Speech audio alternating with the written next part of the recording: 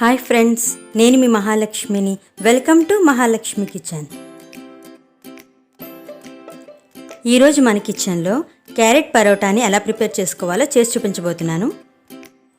ఈ క్యారెట్ పరోటాను చాలా ఈజీగా చేసుకోవచ్చు. మనం రెగ్యులర్గా చేసుకునే చపాతీ కాకుండా ఇంట్లో క్యారెట్లు ఉన్నప్పుడు ఇలా క్యారెట్ పరోటాను వేడివేడిగా చేసి పెడితే కర్రీ కూడా అడగకుండా అలాగే తినేస్తారు. మరి ఇంకా ఆలస్యం చేయకుండా క్యారెట్ పరోటా ప్రాసెస్లోకి వెళ్ళిపోదాం. ముందుగా దీనికోసం ఒక మిక్సింగ్ బౌల్లోకి 1 కప్పు గోధుమ పిండిని తీసుకోవాలి. ఇప్పుడు దీనిలో టేస్ట్కి సరిపడా కొద్దిగా సాల్ట్ని వేసుకొని ఒకసారి కలుపుకొని కొద్దిగా వాటర్ వేసుకొని బాగా కలుపుకోవాలి. ఇలా వాటర్ని కొంచెం కొంచెం వేసుకుంటూ చపాతీ పిండిలాగా కలుపుకోవాలి.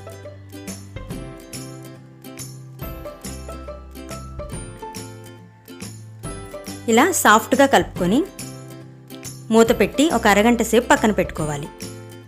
ఈలోపు మనం ఒక గిన్నెలోకి ఒక క్యారెట్ను సన్నగా తురుముకొని వేసుకోవాలి. అదేవిధంగా ఒక ఉల్లిపాయను చిన్న చిన్న ముక్కలుగా కట్ చేసుకొని ఇంకా కొద్దిగా కొత్తిమీరను కూడా సన్నగా తురుముకొని వేసుకోవాలి. దీంట్లోకి కొద్దిగా సాల్ట్ ఇంకా 1/2 స్పూన్ కారాన్ని యాడ్ చేసుకోవాలి. ఇప్పుడు వీటన్నిటిని బాగా మిక్స్ చేసుకోవాలి.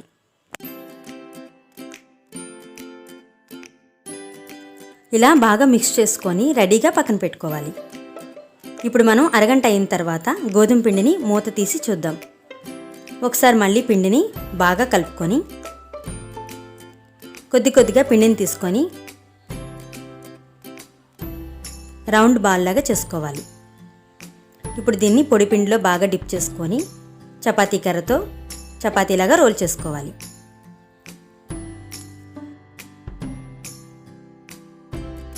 ఇలా రోల్ చేసిన తర్వాత మనం ముందుగా ప్రిపేర్ చేసుకున్న క్యారెట్ మిక్స్ను 1 స్పూన్ వరకు వేసుకొని నేను వీడియోలో చూపించిన విధంగా ఫోల్డ్ చేస్తూ క్లోజ్ చేసుకోవాలి.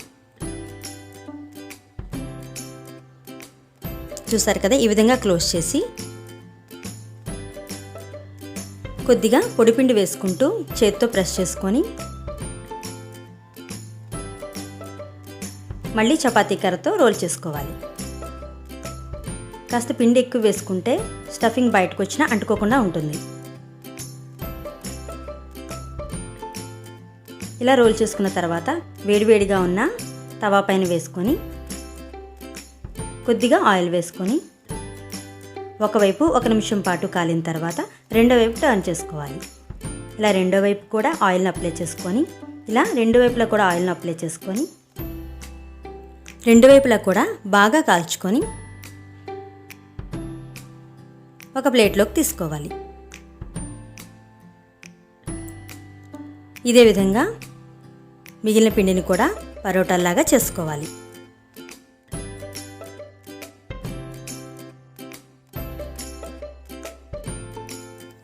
అంతేనండి, ఎంతో రుచికరంగా ఉండే క్యారెట్ పరోటాను మనం చాలా ఈజీగా ప్రిపేర్ చేసేసాం కదా.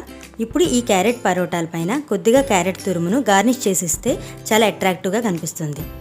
ఈ క్యారెట్ పరోటాలను ఏ కర్రీతో తిన్నా కూడా చాలా బాగుంటాయి. నేనైతే ఇక్కడ ఎగ్ కర్రీని ప్రిపేర్ చేశాను.